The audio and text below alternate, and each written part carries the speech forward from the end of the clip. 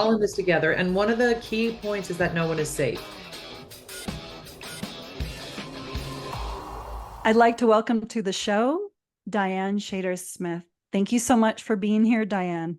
Oh, it's my pleasure. I'd love to start out with you sharing with the audience a little bit about who you are and what really matters to you. Well, I was living my life and in one way. And then when my daughter passed away at the age of 25, it completely shifted everything. And now I lead what I would say is a purpose-driven life and try to honor her memory and also do work that brings meaning to my life and attempts to fill the hole that was left by her death. Powerful. And do you mind sharing a little bit about that for the audience? What you feel like sharing about your daughter, who she was, and a little bit about that journey that you continue to have with her.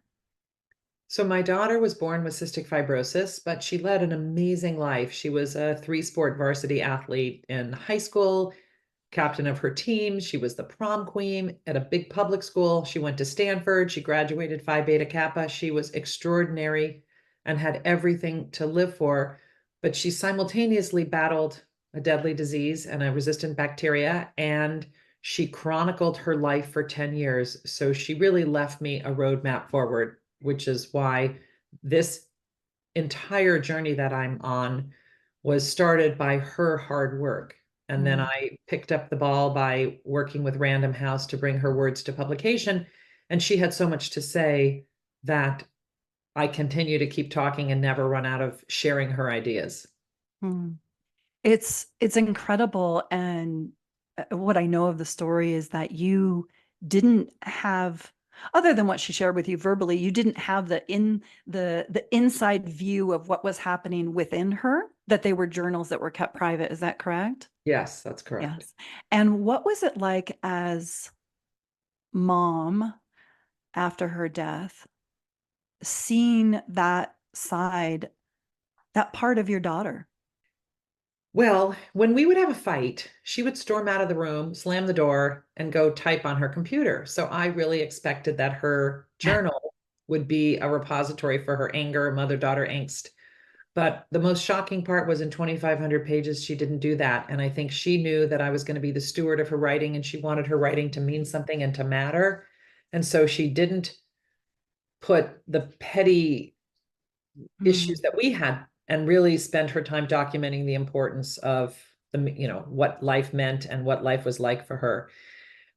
In terms of the content, I was by her side all the time, and I intentionally became a fixture in the room so that I could help her with her life and let her be more in her life. So I would be in the room cleaning her equipment that she needed, or I would make her dinner, or I would make her bed, just so she could be working on her treatments and also engaged in real life. And the kids, her friends, all the way through, and her boyfriends always sort of got used to me being there. And I thought I knew so much, and I did know more than most people know about their teenage children. But it was still shocking to read the depth of emotion that she felt and experienced, despite living, we were joined at the hip. We did everything together, but it really was surprising how much she suffered, how much she dealt with, how she processed, how she was able to move forward and live happy, which is her mantra. And that's what I try to share, in addition to the important insights about our healthcare system and systemic problems and some of the complications that go with that. Right. Well, and it's really going through that process of publishing that first book. It sounds like it's really, well, and your experience with her, it's really opened up avenues of being able to share and inspire and direct focus into areas that are really important. When you think about that over, how many years has it been since your daughter died? In November, it'll be 7 7 years. So in the last, well, and I suppose this could be prior to when she died, but over the years with her dealing with cystic fibrosis and you witnessing, being there in all of her treatment, her evolution, and then ultimately her death, what are the areas that you find really called out to you that you wanted to speak on, that you wanted to make shifts and change in? So it started with what she wrote about. So, for example, pain management in the context of the opioid epidemic, Mm, doctors were routinely under prescribing pain meds to chronically ill and acute patients because of their fear of creating another addict. So I say pain, right. she taught me that pain management needs to be addressed um, in a separate way when you're dealing with somebody who doesn't have addiction. The opioid Right. epidemic led to changes in prescribing patterns by doctors. So that's one Right. area we used to talk about. Lack of Mm, access to insurance, telling her story mhm, and how we were able to get it, and why the insurance companies they need to step aside and let the doctors decide where to get the treatments and what treatments to get. And so that's another area I was talking about. I was talking about the power every single caregiver has in a mhm. day-to-day context to make a difference in the life of a either acute or chronic patient, mental or physical Right. health. Whether it's the person who takes out the trash in the room at a hospital, whether it's the occupational therapist in an outpatient setting, everyone has the power to change a patient's life simply by the Right. way they act, in addition to the way they communicate information. So I talk about that. I talk about invisible and visible illness and the issues of Mm, disclosure. There were many, many issues, wow. systemic healthcare problems, how to advocate for yourself. But then what happened was, and Mallory's first book, which Random House published, and they told me they submitted for Pulitzer Prize consideration because they thought it was so important, is called Salt in My Soul. And then what happened was Such a Hollywood, great title. yeah, my sister came Yeah. up with that Mm, because Mallory loved the ocean and because kids with mm, CF have a salt transfer mechanism problem. So the some people in Hollywood, Three Arts Entertainment, Richard Abadi, came along and said this needs to be into a documentary, and they made Salt in My Soul the documentary. And what happened was the trailer, which is 2 minutes, which I would love to play at mhm. some point for you. The trailer in it, Mallory talks about being resistant to the antibiotics, and there is a whole world of people, the World Health Organization, the CDC, the Global Coalition on Aging, the Sepsis Alliance, the Partnership to Fight Infectious Diseases. All of these groups all over the world are working on a problem called AMR, and I call it the next pandemic because nobody knows it's coming. But the truth is, I've learned it's here. And because Mallory in the trailer says I've become resistant to the antibiotics, people that worked in AMR said, you know what, Mallory could be a face for AMR. Nobody knows what this problem is. And they Right. brought me into their inner circles and had me speaking to very high level groups. And along the way, they empowered me with language. So I switched my focus from just talking about patient insights in the healthcare system to antimicrobial resistance, which the World Health Organization calls one of the top global health threats facing humanity. That's what they call it. It's amazing. You really don't hear about it. I mean, I have had experience working quite a lot in hospital settings. I've experienced and I've witnessed with one of my kids and also lots of patients in the hospital how scary that is, right? And you don't really hear about it that much. You'll hear more. You're going to start to hear more. I well, The that was truth my is, next question. yeah, you're going to start to hear more. And for example, Mallory's death certificate says she died from cystic fibrosis, but what actually killed her was resistant Mhm. bacteria. Right, The new right. thing they're telling us is that by 2050, which is not that far away, Mhm. more people will die from AMR than all the cancers combined. And the way to think about the number of people that die from AMR now is to think of a 747 plane that's packed with passengers crashing every 39 minutes and killing everybody on board. Governments, when the Boeing problem happened, they shut it down after two flights of deaths. But with Right. AMR, they don't know what to do. And so there are lots of groups working right now. It's part of why I started the Global AMR Diary as a way to shine light on this problem. And it's a huge problem. It's so if anyone's listening and maybe this is the first that they've heard of it, what would you want them to know? That people know about superbugs. I think most people have heard Mhm. of superbugs. It's bacteria, but it can also be fungus, Mhm. can also be parasites that grow, that become resistant to the treatment. What happens is bacteria are smart and they evolve Right. to be able to beat the antibiotics back. So the misuse and the overuse of antibiotics is one of the factors driving this problem. So the simplest way is to, before you ask your doctor for an antibiotic, make sure you've had a test to culture. I think people think that antibiotics solve all problems. Right. The other thing is the obvious hand washing and being very careful about spreading disease. I mean, COVID changed the landscape for everybody. We Right. now know that there are no borders, right? Somebody gets on a Right. plane from Los Angeles to New York and they have symptoms and the whole plane's going to get infected and people Right. in New York are going to get, then they're going to get on a plane and go to Europe. So we Right. know that it doesn't recognize any borders and any Right. socioeconomic boundaries. We're all in this together. We're Yeah. all in this together. And one of the key points is that no one is safe. People think that because Mallory had a disease, an underlying Right. problem, that it's not, it's like they're sympathetic, but they don't realize it could happen to them. That's So actually why I asked you that question, because there is that tendency, and it's natural, it's normal just to think, okay, oh well, because of that, so I don't have to worry about it, right? But it can be a very healthy person at one moment. yeah, and the other thing is the misclassification of death. So Mallory, Yes. CF people, the cancer Yeah. people, the HIV people, the Yeah. leukemia, when it's actually the bacterial infection that's killed them.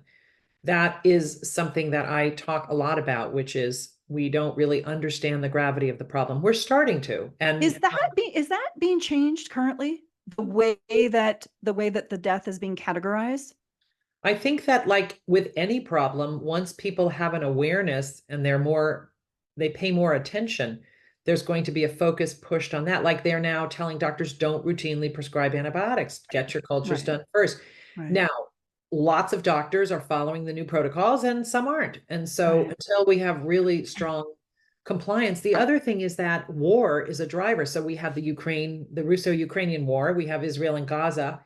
And Right. what happens in war zones is that public health infrastructure breaks down. Right. You have a soldier that's wounded on the battlefield, and there's no one to take care of him, and it's left open, and it just gets worse and worse. There's no antibiotics to treat it. It festers. They pick him up and they carry him off the battlefield and they take him into a hospital. So there, the bacteria is going from the battlefield to the hospital. The nurse works on him. She contracts it. She takes it home to her husband. He gets on a plane and goes on a trip to visit his cousin, and there it just goes on from there. So war Right. is a driver. We also know Mhm. that injecting animals and livestock with antibiotics, which you will often see Mhm. in the supermarket, antibiotic-free meat. You Right. should always try to buy that if it's possible. The problem is a lot of things like organic meats and antibiotic-free, they're more expensive. And so a lot of Right. people don't have the luxury of doing that. But my hope is that the general public demands change and they stop using it across the board, because it can't Yeah. be a problem that for just the wealthy people to address. Everybody has to Right. address this problem. Right.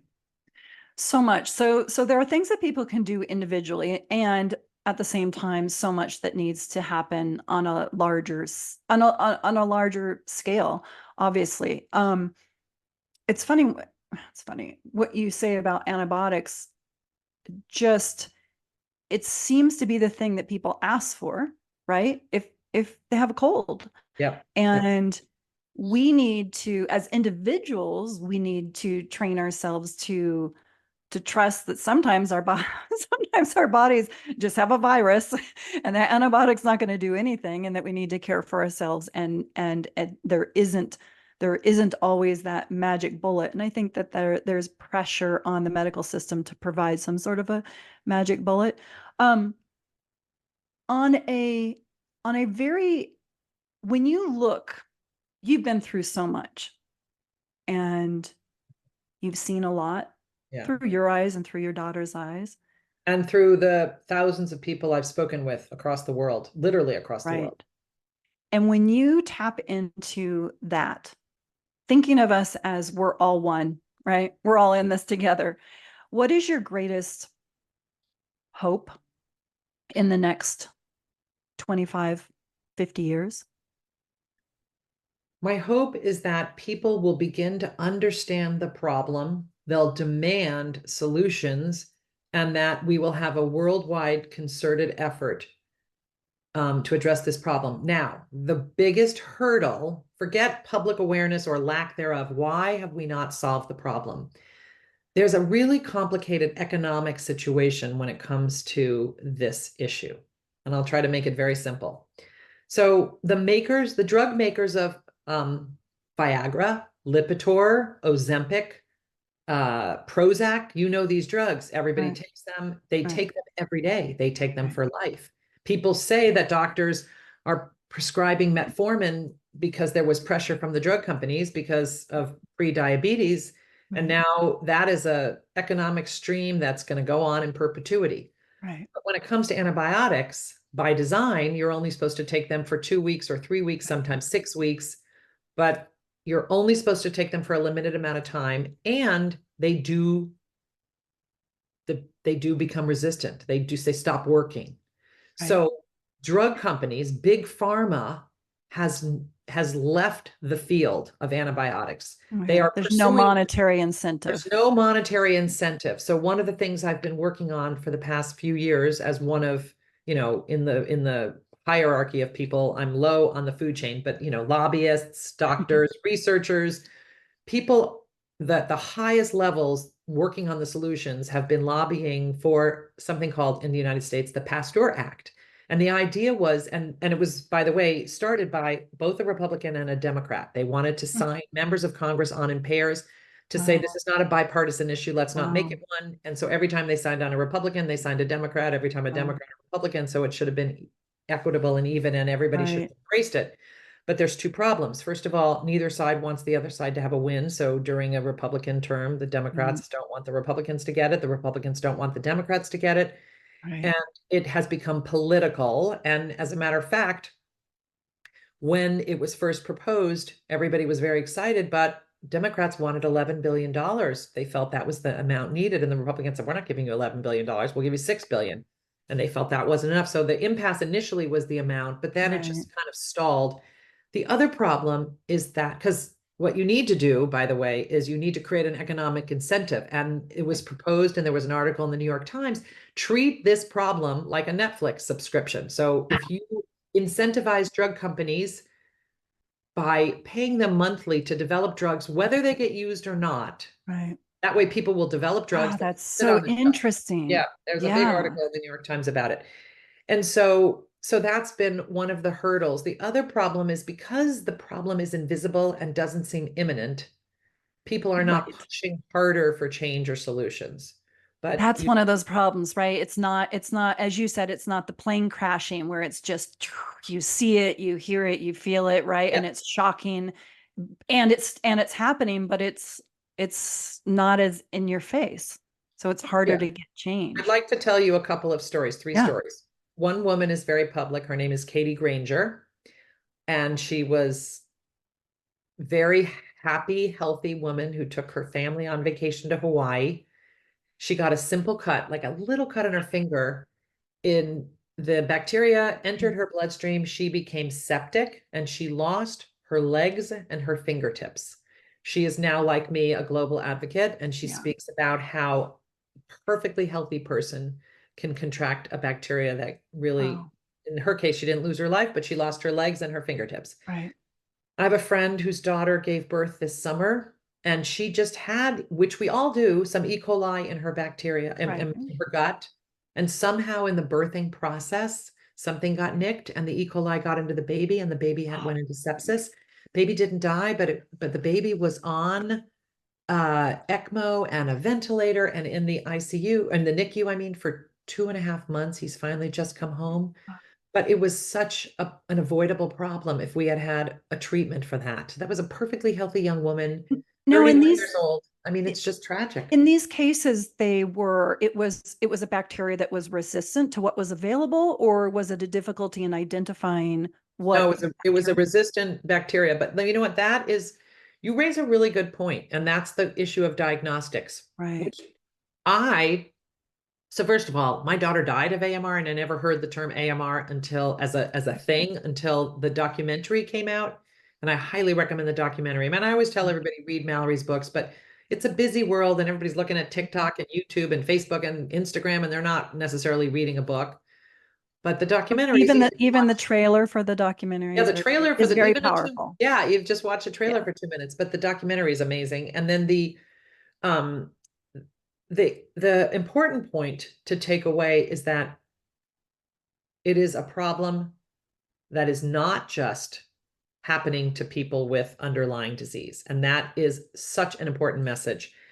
And one of the other issues, I mean, there's so many issues that have come up. I speak about this publicly, so you can imagine I get a lot of pushback from people in the higher circles, but I pointed out publicly for the first time that we have an alphabet soup of acronyms and that we as not me, but the healthcare providers are doing a disservice to the American public because they're not using the same terminology. So, for example, for a long time, the World Health was using AMR. The CDC was sending out emails as AR for antibiotic resistance. The Oh, wow. doctors, the doctors code for DRI and they talk about drug-resistant infections. And then at cocktail parties, they talk about DR, drug resistance.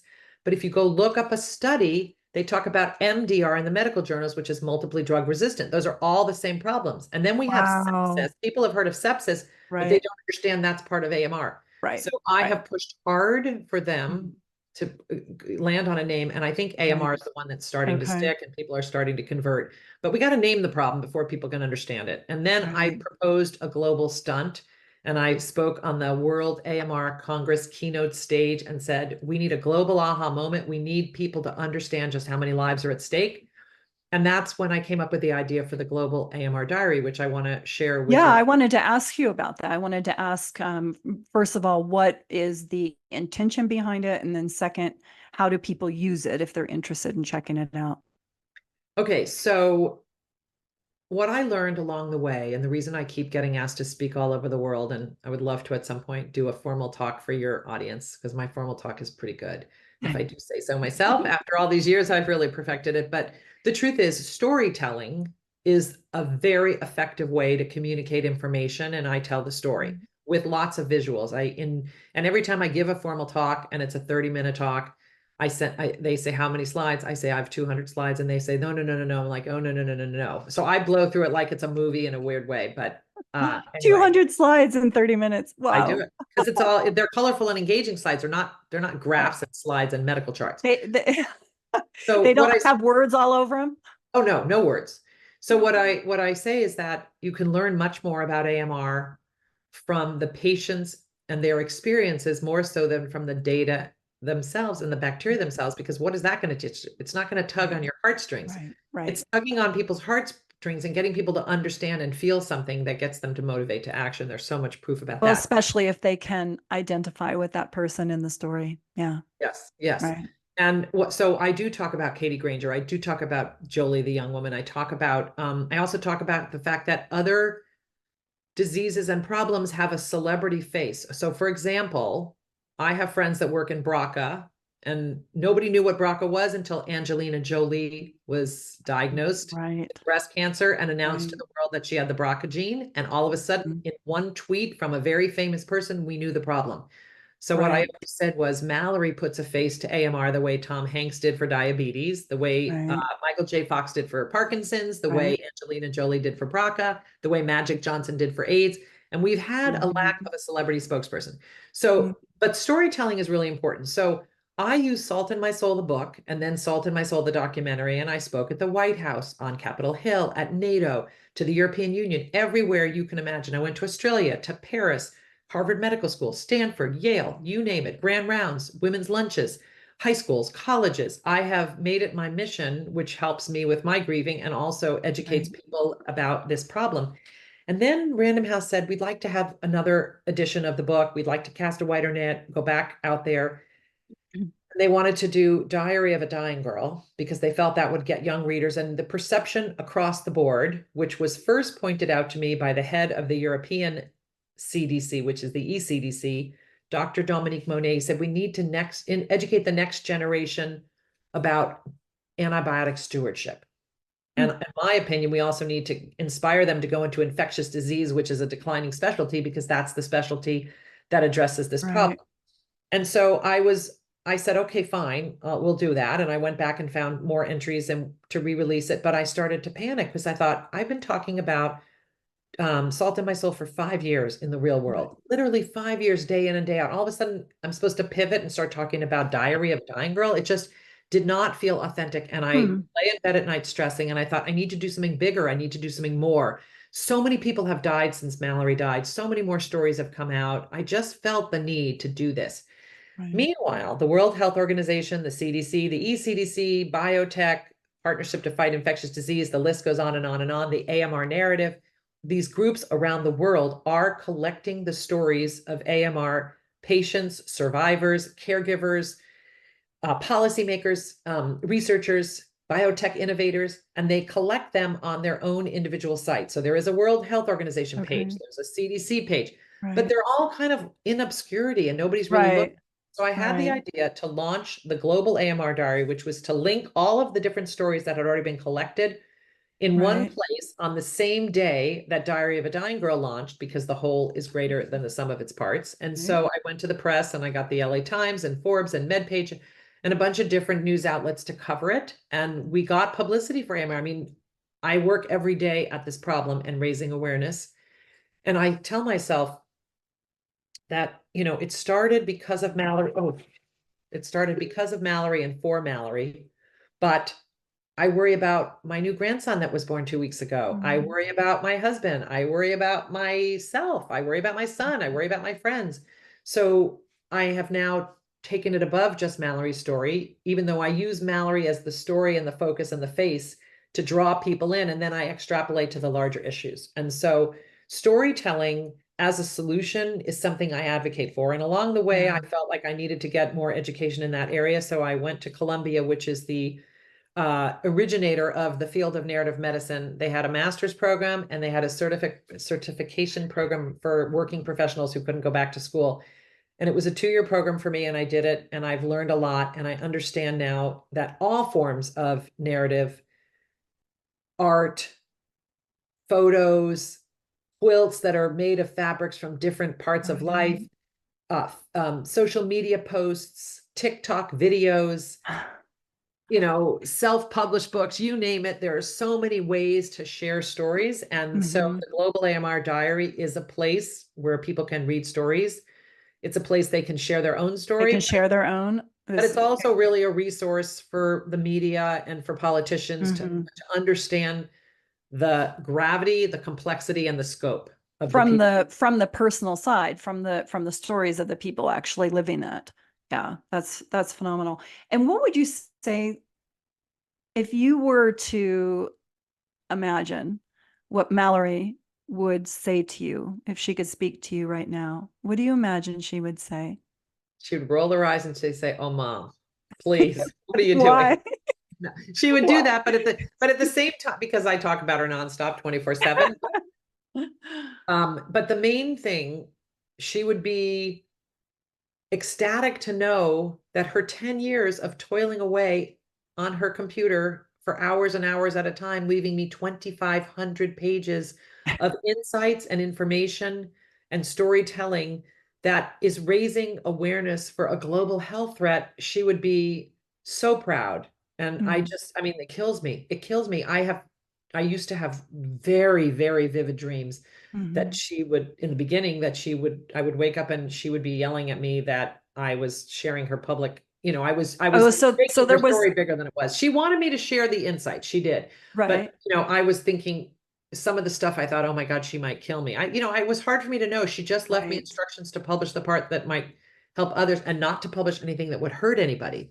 right, So I had to, there were times she was upset about things, and there were times that the healthcare professionals didn't behave properly, and she documented that. And right, I had a very fine line to walk between what you share and what you don't share. But right. with 2,500 pages, I had a wealth of information. And I should say, I was inspired by a professor at Stanford whose name is Sue McConnell, who told me that Mallory, when she did her senior thesis, in Mhm. which she compared the degradation of her lungs by the colonization of a superbug to the degradation of native Hawaii by the colonization of foreigners. And she recorded it as a podcast. She wrote a 60-page story about it, and it was on NPR. It was great. And Wow. that was sort of the beginning of our understanding that she was a truly gifted writer with an ability to articulate complex scientific principles and concepts. And Mhm. then my day job is in publicity, crisis communications, and marketing. So I realized we have a crisis of Right.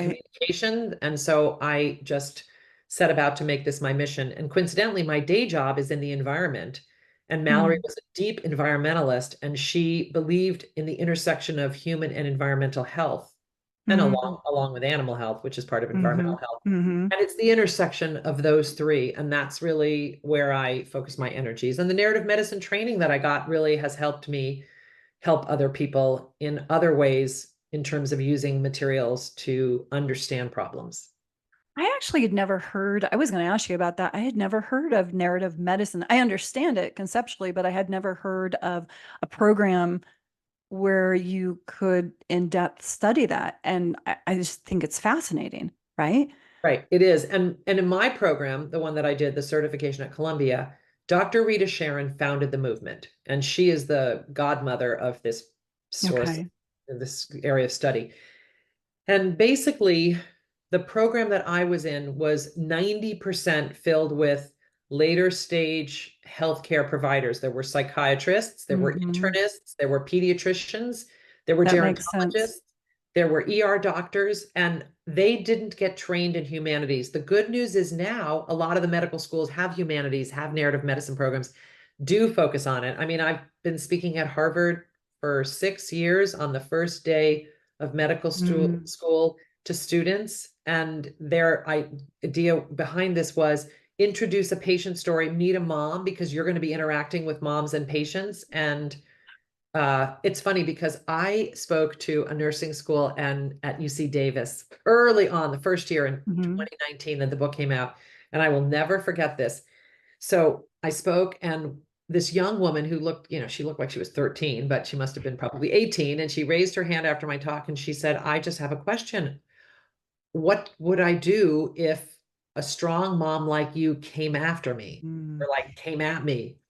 And before I could answer, the nursing director of the program stood up and she said, I'd like to answer that. You say, I am doing the best I can. You put your hand up and you say, stop, I am doing the best I can.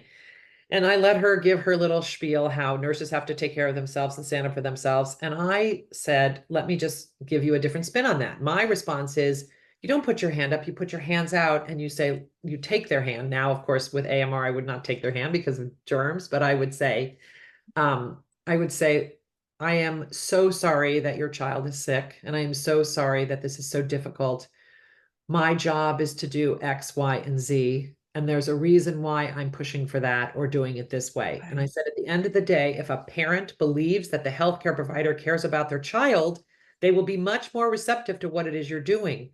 The other Yeah. thing I always love to do is teach nurses because, and having just gone through the experience of watching my daughter-in-law Hmm. give birth and meeting the healthcare providers in the 24 hours that she was in Hmm. the hospital, and I was there with her, I thought, oh my God, nothing's changed 7 years later. Some nurses would walk in the room, hi, how are you? How's the baby? Right. How are you Right. doing? Some would walk in and say absolutely nothing, stone Yep. faced, they were neutral, and some would walk in with a scowl on their face. Yep. And one nurse in particular, I actually took the time to write a note and complained about her because I think these nurses need to be stopped. She came in and she didn't Purell her hands at the door, as is the practice. She went over and touched some of the things that my daughter-in-law was using. And she went over to towards the baby. And I said, excuse me. And I was firm, excuse me, but could you please Purell? She turned around, didn't say a word, and stormed out of the room and didn't come back. And the next time somebody came in, it was a different nurse. Mm. And I'm sure that got communicated as bitchy mom, I'm not going in Right. there. And so Right. I went up to the charge nurse and I said, I'm handing you this letter. I am an AMR global spokesperson. And the number one problem that I wake up every day trying to work towards solving is the antimicrobial resistance problem. My daughter died of a superbug infection. Oof. And that is how things happen in the hospital when healthcare workers who go room to room from sick person to healthy person to sick person to healthy person, it gets passed. And the number one group of people that has to be practicing proper protocols are nurses. Right. And she said, I know exactly who you're talking about. You don't even have to tell me her name. And I said, I'd like to put this in the file because you have to document these things. so that changes can be made. Yeah.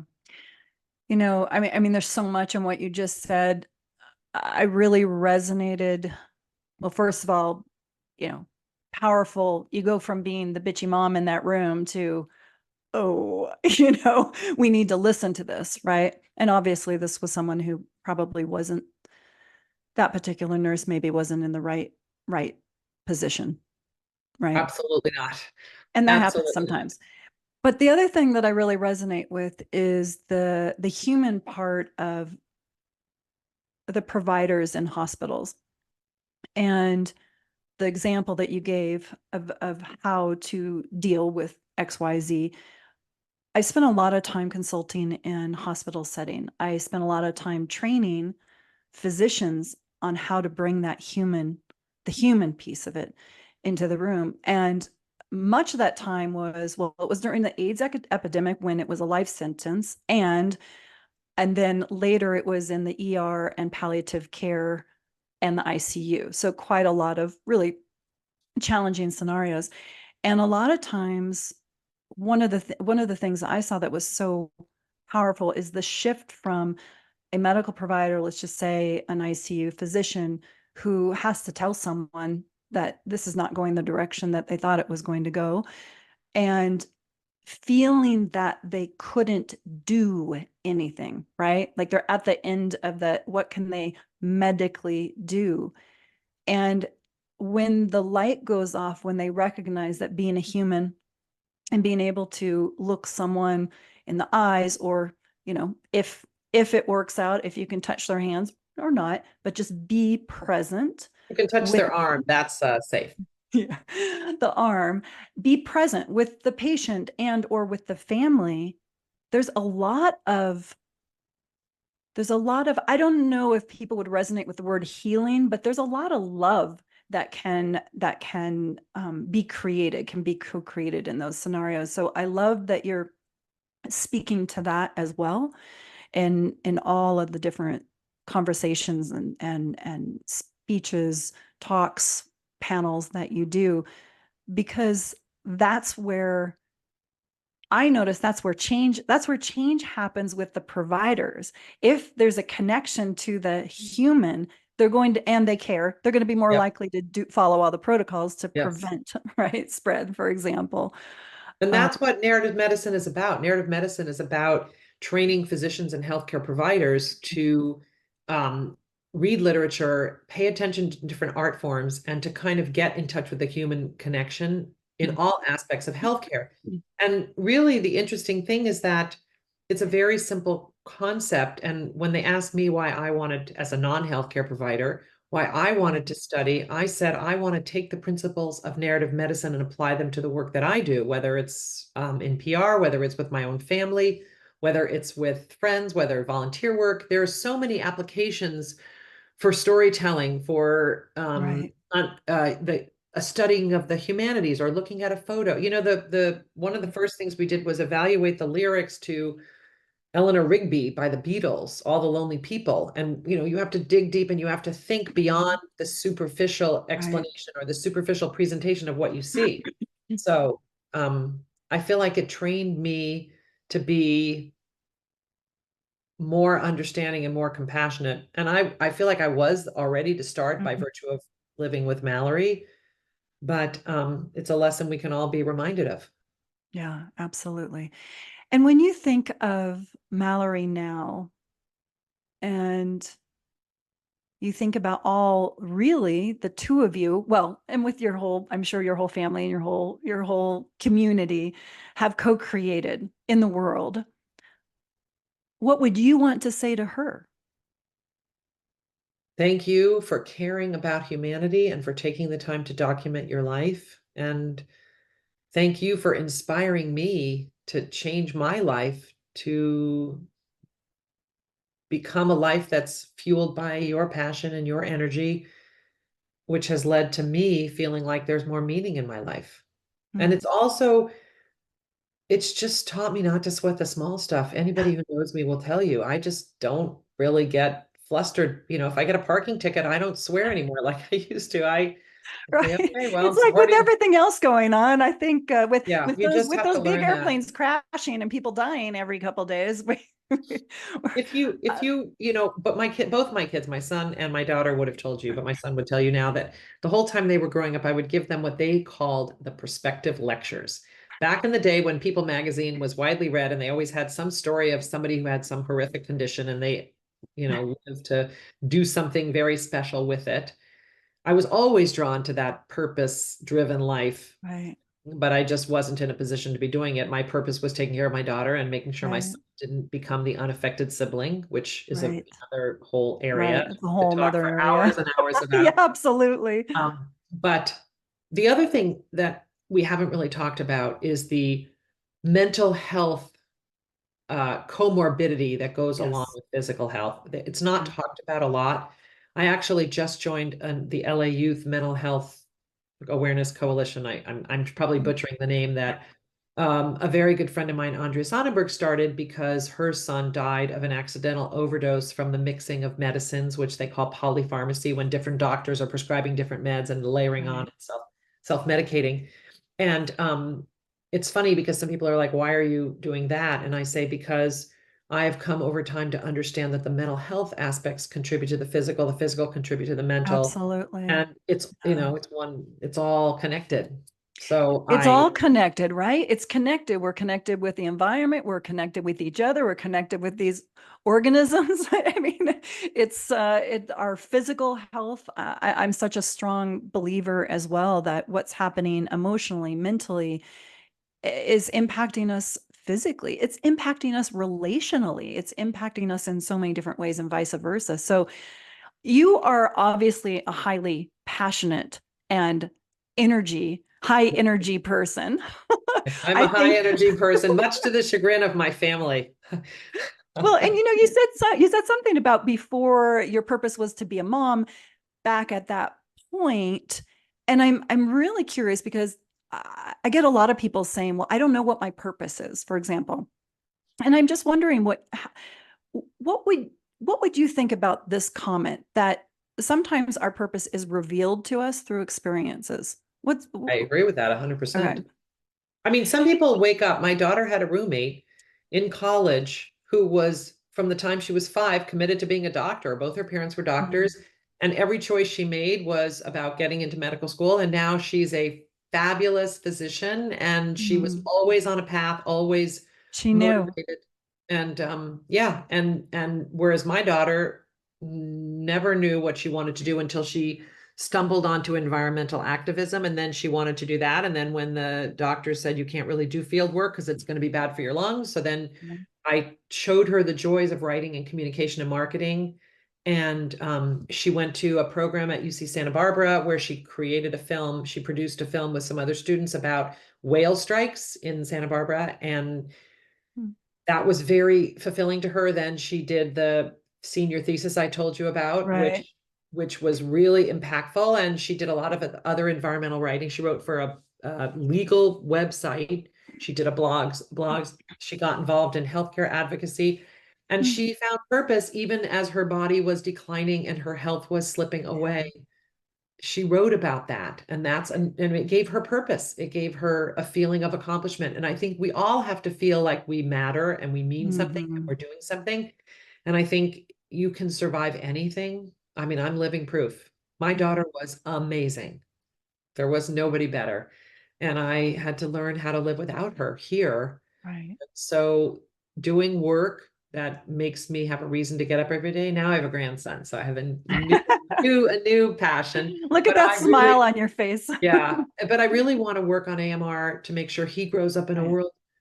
They tell us in the high level of these AMR meetings that it's going to undermine the entire foundation of modern medicine if we don't have, because you could go in for a hip replacement surgery and Right. if you get a bacterial Right. infection and there's no treatment, then you're going to die. And Well, that's and really the that's problem. already a little bit the case. People kind of know you go into the hospital and you do increase your chance to, whether it's a virus, whether it's a bacteria, you increase your chance of contracting, getting something else. So if you then add on to that the resistance piece, that's scary. But it's also community born. You eat, Right. you get a skinned knee out Right. in the public, just on a street, you fall down off your bike, you skin your knee, you have an opening, there's bacteria everywhere. So in with the idea that we have people listening who might be going into a place of incredible fear at the moment. I can't go outside, I can't go here, I can't go there, I can't get this particular.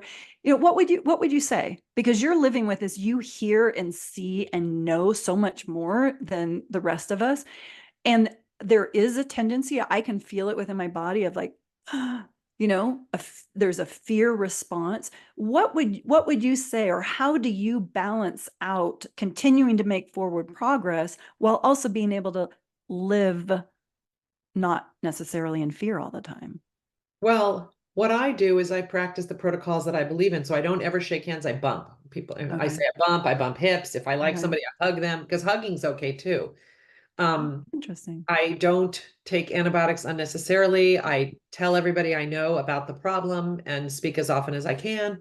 If somebody's inspired to activism, they could write their congressman, but mostly it's about telling people to talk with their doctors about antimicrobial resistance, make sure that the antibiotic they're prescribing is the right one. We kind of got sidetracked. I started to talk about diagnostics. I learned Yes. in my journey, they taught me that diagnostics are really important. So now in my talks and whenever I tell the stories, I say routinely in this order, Mallory would be admitted to the hospital and they would start her on a course of antibiotics, and then they would run the drug tests, the sensitivity tests to see Right. which ones worked. It would Right. usually take a day or two, and then they would switch up the antibiotics, and that leads to resistance.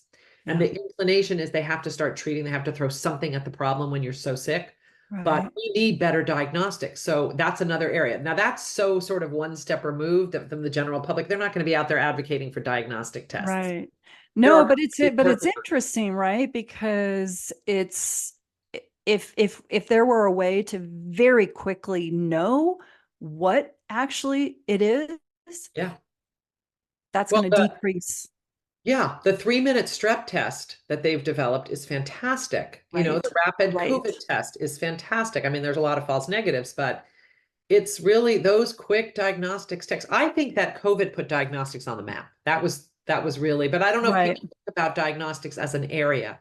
But for Right. anybody who's interested in, anybody who has kids, any young people, if they're going into medicine, this is a really wide open field that Mm, needs great minds. mm, It's not a problem that's going to have an easy solution. Now, the one thing we didn't talk about, and this is in the documentary and in the book, and I hope people read or watch, is phage therapy, which is an experimental treatment that my daughter received, and she got it too late to save she her. got it too But other late. people have been using it anecdotally. They're studying it. We raised money. I donate all profits from everything I do to go to research. And we raised money to fund the inaugural grant to IPATH at San Diego, which is leading the first NIH funded trial. So they took the money Wow. that we donated and they showed the NIH, look, this is a viable option. And then it's now the first ever NIH trial for using phages Wow. for cystic fibrosis. So clinical trials are really, really important, and Well, understanding that there's novel treatments out there. We have to raise awareness for that too. and then that circles back to another thing that you mentioned earlier on, and that is the issue with insurance. Yeah. Right. So you need to have those studies in order to prove, in order to convince insurance companies to pay for some of those things that are not regular practice yet, but might be incredibly helpful. Right. And so I would imagine that Mallory, and some of her private notes, is probably there's some frustration around being able to access certain things. And Oh, that's, yes. you know, your daughter, that treatment she didn't get soon enough, and it impacted the course of her life. And perhaps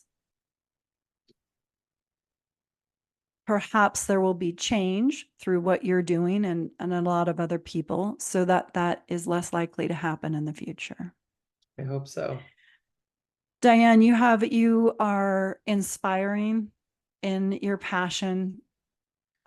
I feel like I know your daughter a little bit. I think that's part of the gift, that you sharing her words, her book, the documentary. We get to know her a little bit even though we didn't know her when she was alive. And this is an area that's really not, a lot of people don't talk about it. So thank you so much for bringing it here to the show and to the audience. I want to just ask you two things. First is, how can people like, if someone's just curious to know more, what's the best place? Where would you direct them? Because you're doing so many different things. Where would you direct them? Um, well, I'm partial to Salt in My Soul and Diary of a Dying Girl because I think those are two, they're stories that are the best way to teach somebody about a Yeah. problem. Here, Okay. I'll hold it up. This is Diary of a Dying Girl. Okay. And her other book is Salt in My Soul. And what I would say is that the best way to learn about any problem is through a personal story. That Yeah. teaches you, and this does a deep dive. Since not everybody wants to read a book, there is a documentary, Salt in My Soul, which is on Amazon and YouTube, Amazon Prime and YouTube. And I really think it's a family affair. It has 100% on Rotten Tomatoes, so I feel comfortable recommending Wow. it. And the feedback I get is I watched it with my daughter, I watched it with my sister, I watched it with my husband. And everybody says, oh my God. And people write to me from all over the world. So I feel very comfortable pushing people to watch it because I think it will teach you a lot. Right. And Wonderful. and then I would encourage everybody to just keep their ears open for antimicrobial resistance, AMR, superbugs, any of those words that they happen to hear to learn more about this catastrophic problem that killed my daughter. And any other words you'd like to share with the audience before we go? I think I've said everything I want to say, other than thank you for anybody who's listening to this point. Thank you for staying with us on this journey. Yeah. And Diane, thank you so much for being here, sharing your passion, your wisdom, and I look forward to seeing what evolves with this in the world. Thank you so much.